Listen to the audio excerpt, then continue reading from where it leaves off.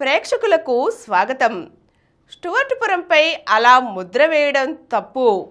ఆదికవి Nannaya university నూతన వీసీగా ఎన్నికైన ప్రసన్నశ్రీ గారి మాటల్లో స్టూవర్ట్పురంపై పడిన తప్పుడు ముద్ర ఏమిటో తెలుసుకుందాం. చిన్నప్పటి నుంచి చదువుకోవడమన్నా 10 మందికి చదువు అందించడమన్నా నాకు ఎంతో మక్కువ. అందువల్లే డిప్యూటీ కలెక్టర్గా వెళ్ళే అవకాశం వచ్చినా వద్దనుకుని అధ్యాపక వృత్తిలోనే స్థిరపడ్డాను అని ఆదికవి నన్నయ్య యూనివర్సిటీ నూతన వీసీ ప్రసన్నశ్రీ వెల్లడించారు. తన తండ్రి గ్రామం స్టూవర్ట్పురం అంటే తనకు ఎంతో ఇష్టమని అన్నారు. ఒక యూనివర్సిటీ వీసీగా నియమించబడిన తొలి ఎస్టీ మహిళ తాను కావడం ఎంత సంతోషం కలిగించిందో, స్టూవర్ట్పురం తమ ఊరు అని చెప్పుకోవడం కూడా అంతే తృప్తిని కలిగించిందని ఆమె తెలియజేశారు.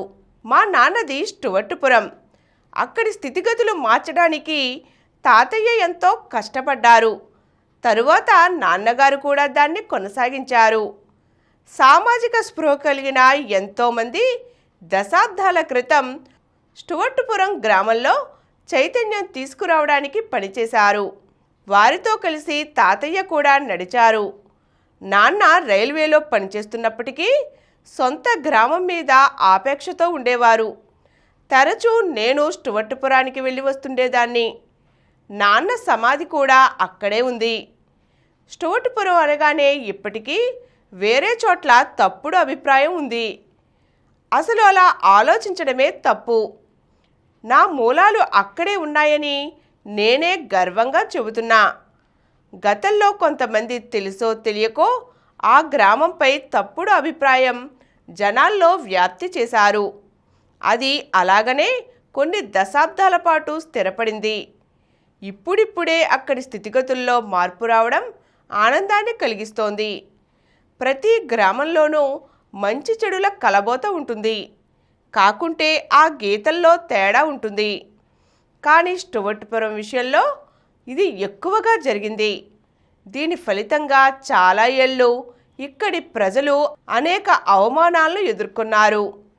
ఓ ఎస్టీ మహిళగా పేదల స్థితిగతులపై నాకు పూర్తి అవగాహన ఉంది. ఇక్కడి వరకు నేను చేసిన ఈ ప్రయాణం ఓ ఎత్తైతే స్టూవర్ట్పురం మూలాలు కలిగి ఉండడం మరింత ఆనందం కలిగించే విషయం.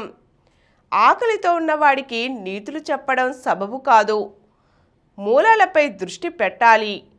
తొలి తప్పు జరిగినప్పుడే అక్కడి స్థితిగతులను ఆకలింపు చేసుకొని దాని పరిష్కారానికి కృషి చేసి ఉండవలసింది. కానీ అలాంటి ప్రయత్నమేది అప్పట్లో జరగలేదు. నిరుద్యోగం, కష్టపడ్డానికి పని దొరక్కపోవడం, సామాజిక వివక్ష, పేదరికం ఇలాంటి ఎన్నో కారణాలు కొంతమందిని చెడు మార్గాల వైపు వెళ్ళేటట్లు చేశాయి. ఇది ముగిసిన కథ. ఇప్పుడు అక్కడ మార్పు వచ్చింది. అవగాహన స్థాయి పెరిగింది. మెరుగైన జీవితం దిశగా అడుగులు వేస్తున్నారు. యూనివర్సిటీ వీసీ వరకు నా ప్రస్థానం కూడా అక్కడ వాళ్లకు ప్రేరణగా ఉంటే అంతకన్నా గొప్ప ఆనందం నాకు మరోటి ఉండదు.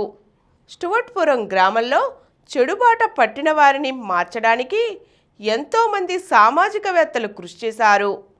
వారిలో ముఖ్యంగా లవణం, హేమలత లవణం వంటి వారు ముందుండేవారు. వారందరితో తాతయ్య కలిసి పనిచేశారు. నాన్న ప్రసాదరావు ఉద్యోగరీత్యా వేరే చోట ఉన్న స్టూవర్ట్పురంతో అనుబంధం కొనసాగించేవారు. ఆ విధంగా నాకు ఈ ప్రాంతంతో, ప్రజలతో అనుబంధం ఉంది. అధ్యాపక వృత్తి మీద ఉన్న మక్కువతోనే కస్టమ్స్ విభాగంలో అవకాశం వచ్చినా వదులుకున్నా. తొలి నుంచి టీచింగ్ అంటే ఇష్టం. ఈ ప్రయాణంలో ఎన్నో మైలురాళ్ళు.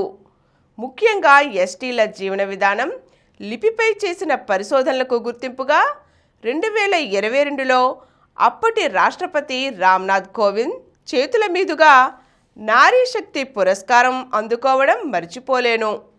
నా కెరీర్ మొత్తం అధ్యాపక వృత్తితోనే ముడిపడి ఉంది. ఇప్పుడు వీసీగా అవకాశం వరకు తృప్తిగానే నా ప్రయాణం సాగింది అని ఆమె ఎంతో సంతోషం వ్యక్తం చేశారు. ఈరోజు మనం ఆదికవి నన్నయ్య యూనివర్సిటీ వీసీగా ఎంపికైన ప్రసన్నశ్రీ మాటల్లో అభ్యుదయ భావాలను తెలుసుకున్నాం కదండి. మరో చక్కని అంశంతో మళ్ళీ కలుద్దాం.